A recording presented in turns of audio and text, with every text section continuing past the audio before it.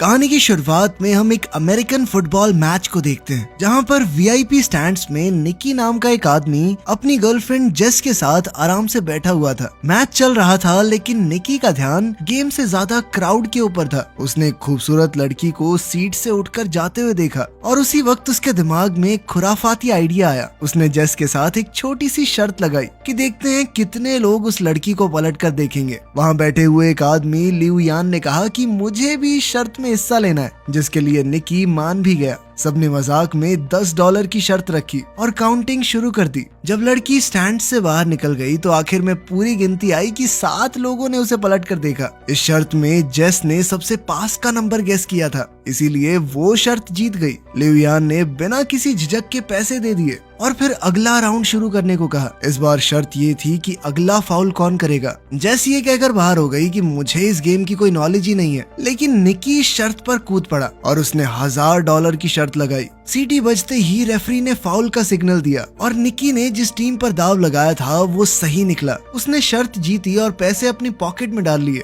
लिऊ यान शर्त हारने के बाद भी और ज्यादा एक्साइटेड हो गया। उसने कहा कि अब की बार $5000 की शर्त लगाते हैं। इस बार का सवाल ये था कि अब की बार वो बॉल को पास करेंगे या उसे लेकर दौड़ेंगे। निकी 5000 का दाव खेलने में थोड़ा हिचकिचा रहा था, लेकिन आखिरकार वो मान ही गया। लिऊ यान ने गेस किया कि वो भागेंगे और निकी ने कहा कि पास करेंगे, और सीटी बजते ही प्लेयर ने सच में बॉल लेकर दौड़ लगा दी, जिस वजह से निकी अब $5000 हार गया। अब निकी ने डिसाइड किया कि कोई बात नहीं, 5000 हार गए, अब बंद करते हैं, और उसने जेस से कॉफी पीने चलने को कहा। लेकिन लिऊ यान ने जिद पकड़ ली। उसने कहा कि तुम वीआईपी लाउंज में बैठे हो, पैसा तो है तुम्हारे पास, $5000 से क्या होता है, एक और बाजी खेलो, इस बार $10,000 की। और आखिरकार निकी मान ही गया। और अब सवाल था कि ये प्लेयर अगला पास सही तरीके से कामयाब कर पाएगा या नहीं। निकी ने प्रेडिक्ट किया कि हाँ, पास दे देगा ये, लेकिन दूसरी टीम ने पास को बीच में ही रोक लिया। अब निकी $15,000 हार चुका था। पैसे निकालते हुए निकी थोड़ा परेशान हुआ। उसने थोड़ा सोचा और कहा कि चल इस बार 50,000 की लगाते हैं। ये सुनकर जेस चौंक गई, लेकिन निकी गुस्से में दिख रहा था। इस वक्त किस्मत उसका साथ नहीं दे रही थी। वो अगली शर्त फिर से हार गया, जिसके बाद उसे 50,000 और देने पड़ गए। अब जेस ने उसे तुरंत रुकने को कहा, लेकिन निकी के ऊपर उसका गुस्सा और ईगो भारी पड़ गई। उसने बिना सोचे समझे अगली शर्त लगा दी $1,00,000 की। लिऊ यान ने मजाक उड़ाया और कहा कि तुम्हारे पास इतने पैसे हैं भी। निकी ने बिना कुछ ज्यादा कहे कैश का पूरा एक बंडल टेबल पर फेंक दिया। इसके बाद तो लिऊ यान भी एक्साइटेड हो गया। अब निकी ने शर्त लगाई कि अगला पास देखना इंटरसेप्ट हो जाएगा, पूरा नहीं होगा, लेकिन इस बार पास कामयाब हो गया। निकी ने अब लाखों डॉलर्स का नुकसान उठा लिया था। अब वो समझ नहीं पा रहा था कि इस मुसीबत से कैसे निकलूं। उसकी इस हरकत से जेस भी बहुत हैरान थी, लेकिन अब गेम बहुत ज्यादा तगड़े लेवल पर पहुंच चुकी थी। निकी ने कहा कि मेरे पास $1 मिलियन बचे हैं, पूरी शर्त लगाते हैं, देखते हैं कौन जीतेगा। इस बार ताश के पत्तों से फैसला होगा। लिऊ यान लगातार जीत रहा था, तो अब वो खुशी से पागल हो रहा था। उसने निकी को एक एटीएम मशीन की तरह देखना शुरू कर दिया। लिऊ यान ने अपना पत्ता निकाला, जो थी 5 की पंजी। निक को अब बस 5 से बड़ा पत्ता निकालना था। जीतने का चांस काफी ज्यादा था। निक ने पत्ता उठाया और बहुत ही कॉन्फिडेंस से पलटा, लेकिन उसकी तो तिग्गी निकली, तिग्गी। ये देखकर तो जेस तुरंत ही कुर्सी से नीचे गिर गई। निकी ने जब गेम स्टार्ट की थी तो सिर्फ $4000 लगाने का मूड था, लेकिन अब तक वो $1 मिलियन से ज्यादा हार चुका था, यानी लगभग 9 करोड़ रुपए के करीब। इस शर्मनाक हार के बाद उसके पास कहने को कुछ नहीं बचा था, तो उसने चुपचाप जेस का हाथ पकड़ा और उसे बाहर ले जाने लगा। उसका मन बहुत दुखी था, लेकिन लिऊ यान अभी भी उसे और चिढ़ाने लगा। उसने कहा कि यही होता है बेटे, उस्ताद के साथ खेलने का नतीजा। निकी ने रुककर एक और शर्त लगाई, $2 मिलियन की। अब आइडिया थोड़ा नया था। निकी ने चैलेंज दिया कि लिऊ यान किसी भी रैंडम प्लेयर को दूरबीन से चुन सकता है, और अगर निकी ने उसका जर्सी नंबर सही से गेस कर लिया तो जीत उसकी। लिऊ यान इस बात से थोड़ा कंफ्यूज हो गया। उसने कहा कि ये तो भाई दिमाग पढ़ने वाली बात हो गई। उसे लग रहा था मानो निकी अपने पैर पर खुद कुल्हाड़ी मार रहा है। उसे थोड़ा शक भी था कि कहीं निकी कुछ चीटिंग तो नहीं कर रहा। उसके शक को दूर करने के लिए निकी ने कहा कि चल मैं गेस भी नहीं करता, इस बार जेस करेगी गेस। जेस ने गुस्से से निकी को देखा। उसे समझ नहीं आ रहा था कि आखिर ये चल क्या रहा है? क्या चांस है कि इतने लोगों में मैं जिसका जर्सी नंबर बोलूंगी वही होगा? ये कहकर वो वहाँ से जाने लगी, लेकिन लियू यान के सिक्योरिटी गार्ड ने उसे जाने से रोक लिया और उनके बीच छोटी सी झड़प हो गई। जेस ने खुद को थोड़ा शांत किया। निकी ने उससे कहा कि बस ग्राउंड में नजर घुमाओ और जो नंबर तुम्हें अपना सा लगे वो बोल दो। लियू यान ने दूरबीन उठाई और एक प्लेयर को चुना, जिसके बाद जेस ने दूरबीन ली और पूरी फील्ड को स्कैन किया। हर तरफ उसे जर्सी नंबर ही दिख रहे थे। कैसे गैस करे? तभी उसकी नजर एक जाने पहचाने चेहरे पर पड़ी और उसे निकी की बात याद आई कि जो नंबर तुम्हें अपना सा लगे उसे चुन लेना। वहाँ उनका दोस्त फरहाद 55 नंबर की जर्सी पहने हुए था। जेस को समझ आ गया कि ये सब निकी के प्लान का एक हिस्सा था। उसने कहा नंबर 55 और वो एकदम सही जवाब था। उसके जवाब से लियू यान दंग रह गया। जेस भी कुछ पलों के लिए सोच में पड़ गई कि निकी को पहले से ये कैसे मालूम था कि लियू यान उसी नंबर को सिलेक्ट करेगा, लेकिन इस वक्त ये सब जरूरी नहीं था। वो शर्त को जीत चुके थे। दोनों ने $1 मिलियन का प्रॉफिट किया और सारा हारा हुआ पैसा भी वापस मिल गया। 2 बड़े कैश से भरे हुए बैग लेकर वो स्टेडियम से बाहर निकल गए। कार में निकी ने जेस को बताया कि ये सब कुछ उनके प्लान का हिस्सा था। वो लियू यान को काफी समय से ट्रैक कर रहे थे। दरअसल लियू यान हाई सोसाइटी में अपनी जुआ खेलने की बुरी आदत के लिए मशहूर था। उसके सामने कोई कुछ भी शर्त लगाए वो कूद पड़ता था। निकी की टीम ने ये पूरा प्लान बनाया था। जैसे ही लियू यान ने अपने होटल रूम से बाहर कदम रखा, उसके सबकॉन्शियस माइंड में नंबर 55 डाला गया। सिक्योरिटी गार्ड के लेबल पिन में भी 55 लिखा था। स्टेडियम के रास्ते में साइन बोर्ड्स पर भी वही नंबर था और उन्होंने उसे सिर्फ ये नंबर दिखाया नहीं बल्कि सुनाया भी। मैच देखने आते वक्त उन्होंने लियू यान की गाड़ी में एक गाना चलवाया था, जिससे उसे बार बार 55 नंबर का हिंट मिले। उस गाने में 124 बार 55 जैसी आवाज निकल रही थी, जिस वजह से लियू यान का दिमाग बार बार उस नंबर की तरफ खिंचा जा रहा था। साथ ही उसे फरहाद की एक फोटो भी दिखाई गई थी, जिससे वो एक विजुअल मेमोरी बन गई। जब वो दूरबीन से देख रहा था तो उसका दिमाग नेचुरली नंबर 55 की तरफ गया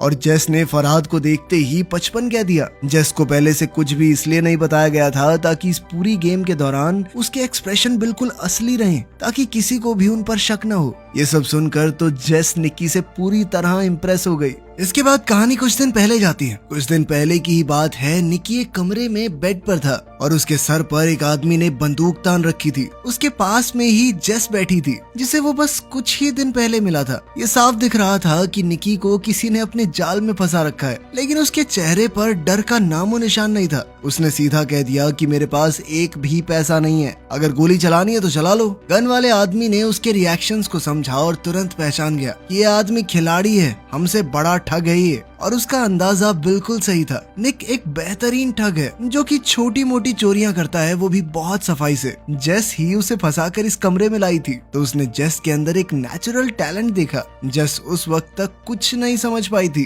खैर, जब वो बंदूक वाला आदमी चला गया तब निकी ने जेस से कहा कि तुम्हारे पास एक गिफ्ट है और अगर तुमने लोगों को ठगने की अपनी इस ताकत को अच्छे से तराश लिया तो सारी जिंदगी बैठ के खा सकती हो। निकी ने कहा कि हमारा तो पारिवारिक धंधा ही है, मेरा बाप, उसका बाप सब ठग थे, वो पुश्तैनी ठग है। हर ट्रिक, हर एक चाल उसके लिए एक गेम थी। जेस ने बिना समय गवाए थोड़े पैसे निकाले और कहा कि मैं आपसे सीखना चाहती हूँ। निकी ने भी समय बर्बाद करना जरूरी नहीं समझा। बाहर जाते वक्त भी निकी ने जेस की एक अंगूठी चुरा ली थी और उसे पता तक नहीं चला था। जब तक जेस समझ पाती कि हुआ क्या है तब तक उसकी घड़ी भी गायब हो चुकी थी और जब उसने हैंडबैग में घड़ी रखी तो निकी उसका वॉलेट निकाल चुका था। इन सारे कारनामों के बाद निकी ने कहा कि हाथ की सफाई, टाइमिंग और थोड़ा सा स्टाइल, बस यही चाहिए इस काम में। उस दिन निकी ने उसे गुड बाय के अलावा कुछ और नहीं कहा।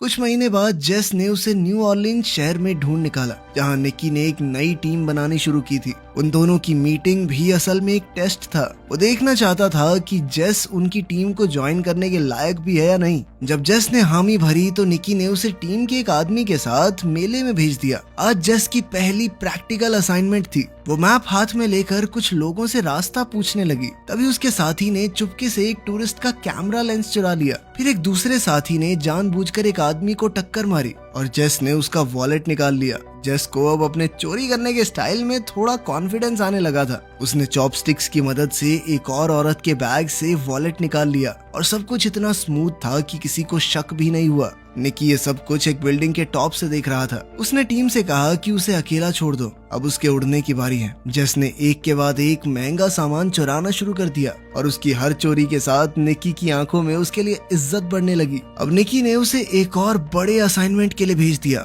इस बार ये एक हाईटेक फ्रॉड था। खास तरह के लेंसेज की मदद से वो लोग दूसरों के पत्ते देख सकते थे और फिर अपने ओपोनेंट्स को आसानी से हरा देते। यहाँ पर क्रेडिट कार्ड चुराने का सिस्टम भी चल रहा था। कार्ड को चुरा कर चुपके से एक टीममेट के पास भेजा जाता, जहाँ एक डिवाइस उसके डेटा को कॉपी करता और फिर वो कार्ड वापस उसी शख्स की पॉकेट में चला जाता। जब तक किसी को कुछ पता चलता तब तक पूरा अकाउंट खाली हो जाता। एक और ठगी का सिस्टम था, नकली एटीएम मशीन। जब भी कोई एटीएम से पैसे निकालता तो मशीन में उसका पिन अपने आप स्टोर हो जाता। फरहाद उस मशीन को चुपचाप हटाकर सारा डेटा ले जाता। सारे क्रेडिट कार्ड्स को अलग अलग कैटेगरीज में रखकर उनसे लग्जरी आइटम्स खरीदे जाते और आखिर में उनके डेटा को ब्लैक मार्केट में बेच दिया जाता।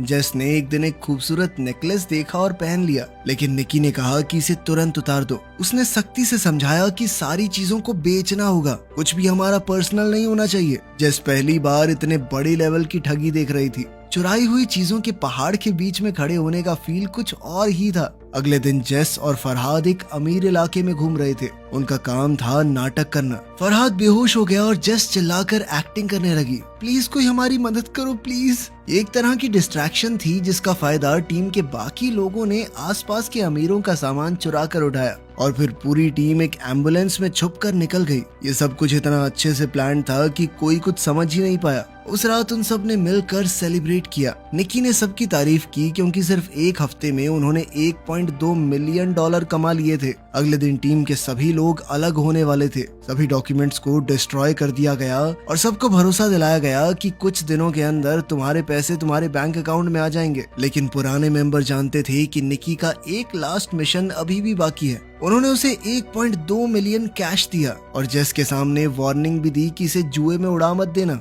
अगली सुबह निकी जेस को ले गया स्टेडियम के वीआईपी लाउंज में। उसने जेस के सामने पूरा तमाशा किया और उसे दिखाया कि कैसे कुछ ही मिनटों में हम $1,000,000 कमा सकते हैं। जेस उस वक्त तक निकी के थोड़े थोड़े प्यार में पड़ने लगी थी। उसे लगने लगा था कि वो निकी की गर्लफ्रेंड है, तभी तो वो उसे ये सब कुछ दिखा रहा है। लेकिन निकी ने शुरुआत से ही उसे बस ठगी के लिए ही अपने ग्रुप में शामिल किया था। जब सब कुछ खत्म हो गया तो निकी ने उसे $80,000 कैश दिया और आखिर में कहा गुड बाय। जेस ने उसकी तरफ देखा, उसकी आंखों में आंसू थे। उसका दिल टूट गया था। एक तरफ वो निकी से सच में प्यार कर बैठी थी, दूसरी तरफ उसे ये भी लग रहा था कि $80,000 बहुत कम है क्योंकि निकी ने अभी $1 मिलियन कमाए थे। लेकिन निकी की दुनिया में जज्बातों के लिए कोई जगह नहीं थी और जेस ने अब उसका असली रंग देख लिया था। लगभग 3 साल बाद हम एक रेस कार को सर्विस स्टेशन में घुसते हुए देखते हैं और जल्द ही हमें निकी भी वहां नजर आया। उसकी आंखों में थकान थी और उसके चेहरे पर साफ लिखा हुआ था कि पैसे खत्म होने वाले हैं। लंच के वक्त उसकी एक रेस कार टीम के मालिक गरिया के साथ मीटिंग थी। गरिया की रिसर्च टीम ने EXR नाम का एक नया एल्गोरिदम डेवलप किया था, लेकिन वो इस एल्गोरिदम को और बढ़िया करके अपने जीतने के चांसेस और बढ़ाना चाहते थे। इसके लिए उन्होंने निकी को काम पर रखा। प्लान बिल्कुल सिंपल था। निकी उनका चीफ इंजीनियर होने का नाटक करेगा, फिर वो ऐसा दिखाएंगे कि उसके और गरिया के बीच में लड़ाई हो गई है ताकि दूसरी टीम्स उनके जाल में फंस सकें। इसके बाद निकी फिर EXR का एक फेक वर्जन बेचेगा राइवल टीम को और असली सिस्टम गरिया की टीम इस्तेमाल करेगी, जिससे उनकी जीत पक्की हो जाएगी। डील के हिसाब से निकी को €1 मिलियन मिलने वाले थे इस काम के लिए और फेक सिस्टम बेचने से जो कमाई होगी वो भी उसकी। निकी ने इस काम को मजाक समझा। इतना सिंपल स्कैम तो वो नींद में भी कर सकता था, लेकिन गरिया के बटलर को उस पर बिल्कुल भरोसा नहीं था। उसने सीधा निकी को धमकाते हुए कहा कि अगर कुछ भी गड़बड़ की ना तो गोली सीधी छाती में मारूंगा तेरी। निकी ने एक टक्सीडो पहना और शाम को एक पार्टी अटेंड करने के लिए निकल गया। उनका प्लान था भीड़ के बीच में अपना झगड़ा करना, पर उनका प्लान तो तभी बिखर गया जब जेस ने एंट्री मारी, एक लाल ड्रेस में सीढ़ियों से उतरते हुए, और वो सीधा जाकर गरिया के गले लग गई। ये देखकर निकी का दिमाग घूम गया। उसने जेस को 3 साल से देखा ही नहीं था और अब वो किसी और के साथ थी, और वो भी उस आदमी के साथ जिसने निकी को काम पर रखा है। जेस ने आराम से निकी के पास आकर कहा कि अब मैं कोई ठग नहीं हूँ और जो कुछ भी 3 साल पहले हुआ था अब उन बातों का कोई मतलब नहीं। उसने ये भी कहा कि गरिया को निकी और उसके बीच के पुराने रिश्तों के बारे में कुछ नहीं पता और कहा कि अगर ये बात दबी रहे तो ही बेहतर होगा। ये सब सुनकर निकी का खून खौल गया। उसने वोडका का ग्लास उठाया और एक ही बार में खाली कर दिया। पहले उसे लड़ने के लिए एक्टिंग करने की जरूरत थी, अब तो उसे वैसे ही खुंदक आ रही थी गेरिया पे, और उसने सबके सामने जबरदस्त झगड़ा किया। ये ड्रामा राइवल रेसिंग टीम को बहुत पसंद आया। जल्द ही सिक्योरिटी ने उसे पार्टी से निकाल दिया, लेकिन अब राइवल टीम का बिजनेस कार्ड उसके हाथ में आ चुका था। अगली सुबह निकी मैक्लारेन टीम के मालिक से मिला। उसने सीधी बात की कि 3 मिलियन यूरोज लगेंगे, EXR सिस्टम बेचना चाहता हूँ मैं। रेस कार के मालिक के पास पैसों की कमी नहीं थी, तो मोल भाव की जरूरत ही नहीं पड़ी। उन्होंने तुरंत ट्रैक को टेस्ट किया और रिजल्ट देखकर मालिक का चेहरा खिल गया। निकी ने भरोसा दिलाया कि 48 घंटे में पूरा सॉफ्टवेयर मिल जाएगा। दूसरी तरफ जेस सड़क पर फरहाद से मिली। फरहाद को निकी ने भेजा था। उसने जेस को बताया कि 3 साल पहले निकी का चले जाना जरूरी था, उनके पास कोई चॉइस नहीं थी। उसने कहा कि निकी अब भी जेस से प्यार करता है। फरहाद ने एक बक्सा जेस को दिया, जिसके अंदर वही नेकलेस था जो जेस को पसंद आया था। इस बात की कोई गारंटी नहीं थी कि वो असली है या नकली, लेकिन उस बात से फर्क नहीं पड़ता था। उस नेकलेस को देखकर जेस का मन पिघल गया। जेस के मुंह से तो ये निकला कि वो निकी पर भरोसा नहीं कर सकती, लेकिन उसकी आंखों में कुछ और ही लिखा था। वो अब भी उसके लिए कुछ तो महसूस करती थी। खैर, जल्द ही डील का दिन आया और निकी मैक्लारेन टीम के मालिक को सॉफ्टवेयर दे गया। बदले में एक हट्टे कट्टे इंसान ने उसके हाथ में 3 मिलियन यूरोज थमा दिए। लेकिन निकी का नेचर ही कुछ ऐसा था कि वो बिना रिस्क के काम नहीं करता। उसने उस सॉफ्टवेयर की एक एक कॉपी चुपके से सभी रेसिंग टीम्स को बेच दी। हर एक हैंडशेक में नए यूरोज, जिससे हाथ मिलाया मिलियंस में पैसे ले लिए। जब तक रेस शुरू नहीं हुई, किसी को पता ही नहीं चला कि सभी के पास एक ही सिस्टम है। उस रात निकी ने भागने की जगह जेस को मैसेज की, अगर समय रहते वो आ गई तो वो दोनों साथ में भाग सकते हैं। निकी ने इंतजार किया पर कोई नहीं आया। आखिरी समय पर जब वो हार मान के निकलने लगा तो जेस आ गई, लेकिन अभी भागने का टाइम नहीं था, क्योंकि उसी वक्त वही हट्टा कट्टा आदमी जिसने मैक्लारेन टीम की तरफ से उसे 3 मिलियन यूरोज दिए थे, वो निकी के सामने आ गया। दरअसल वो गेरिया का आदमी था। अब वो सब कुछ सच पता कर चुका था कि निकी ने फेक नहीं बल्कि असली सॉफ्टवेयर बेचा है। उसे गेरिया के 1 मिलियन यूरोज के अंदर कोई इंटरेस्ट ही नहीं था। अब वो अपना पूरा गियर पहनकर निकी की कार से जानबूझकर टकरा गया। निकी और जेस एक घातक एक्सीडेंट के बाद पकड़े गए। उन दोनों को बांधने के बाद सारा कैश गेरिया के सामने रख दिया गया। निकी की इस हरकत से गेरिया बहुत गुस्से में था। उसने इस प्रोग्राम को बनाने में 40 मिलियन यूरोज लगाए थे और अब सारे के सारे बर्बाद हो चुके थे। सबसे बड़ी बात तो ये थी कि गेरिया समझ ही नहीं पाया कि निकी ने असली सॉफ्टवेयर कैसे चुरा लिया। जब निकी ने कुछ नहीं बताया तो गेरिया ने जेस का नाक दबा दिया, जिसके बाद उसकी सांसें रुकने लगी और निकी ये देखकर टूट गया। उसने सब कुछ बताया कि उसने जेस का अपने लिए पुराना प्यार जगाकर उसे एक नेकलेस पहना दिया, जिसके अंदर एक खास चिप लगी हुई थी। जैसे ही गेरिया ने वो सॉफ्टवेयर खोला, उस नेकलेस के जरिए निकी ने उसका पासवर्ड और डेटा चुरा लिया। ये सुनकर तो जेस का दिल टूट गया। उसकी आंखों से आंसू बहने लगे, पर गेरिया और उसके लोग हंसने लगे। उन्हें कहानी तो अच्छी लगी, लेकिन उन्हें निकी की बात पर भरोसा नहीं हुआ। गेरिया ने बताया कि जेस उसकी कोई गर्लफ्रेंड नहीं थी। मैं जानता हूँ ये पैसों के लिए मेरे साथ थी। उधर जेस ने भी कबूल किया कि वो सिर्फ उसकी महंगी घड़ियों की कलेक्शन चुराना चाहती थी। निकी इस बात से हैरान था कि जेस ने उसे जलाने के लिए गेरिया के साथ प्यार में होने का नाटक किया था। अब दोनों ही पकड़े गए थे। गेरिया ने ज्यादा वक्त नहीं लिया। उसने बुचर से पूछा कि निकी ने सॉफ्टवेयर कैसे चुराया। जैसे ही निकी बोलने लगा, बुचर ने गोली चला दी। वो गोली सीधी निकी के सीने में घुस गई। गेरिया का चेहरा सफेद पड़ गया। उसने घबराकर बुचर से कहा कि पैसा वापस कमाया जा सकता है, लेकिन अगर मर्डर के चक्कर में अंदर हो गया ना मैं, तो जिंदगी खत्म। उसने बुचर को तुरंत निकाल दिया और वेयर हाउस से भाग गया। जेस बहुत ज्यादा रो रही थी, लेकिन बुचर ने कहा कि डरने की जरूरत नहीं है। वो असलियत में निकी का ही आदमी था, और सच कहूँ तो उसका बाप हूँ मैं, असली बाप। उसने गोली जानबूझकर दिल के साइड में चलाई थी। उसने टेप से जख्म को सील किया, सुई से खून निकाला और उसकी छाती में एयर प्रेशर को स्टेबलाइज किया। अचानक निकी ने फिर से अपनी आंखें खोल दी। वो अब भी जिंदा था। ये एक्ट थोड़ा पागलपन से भरा हुआ था, लेकिन काम तो कर गया। पैसों का ढेर उनके पीछे पड़ा था और वो तीनों वहाँ से निकल गए। निकी दरअसल एक अनाथ था और उसे इसी बटलर ने पाला था। उसने ही निकी को ये सारी चोरी चकारी की स्किल्स सिखाई थी। रूल था कि कभी इमोशनल मत होना, लेकिन अब निकी सच में जेस से प्यार करने लगा था। बटलर ने दोनों को एक सड़क किनारे छोड़ा और सारे पैसे लेकर चला गया। निकी के हाथ कुछ भी नहीं आया। लेकिन हॉस्पिटल जाते हुए निक्की ने गाड़ी में देखा कि गरिया की 2 लाख यूरोस की घड़ी जेस के हाथ में थी। दोनों ने एक दूसरे को देखा और मुस्कुरा दिए। इस चालबाजी और हाथ की सफाई के साथ वो दुनिया के किसी भी कोने में भूखे तो नहीं मरेंगे। वीडियो पसंद आई तो लाइक कर देना, चैनल को सब्सक्राइब कर लेना। मिलते हैं अगली वीडियो में।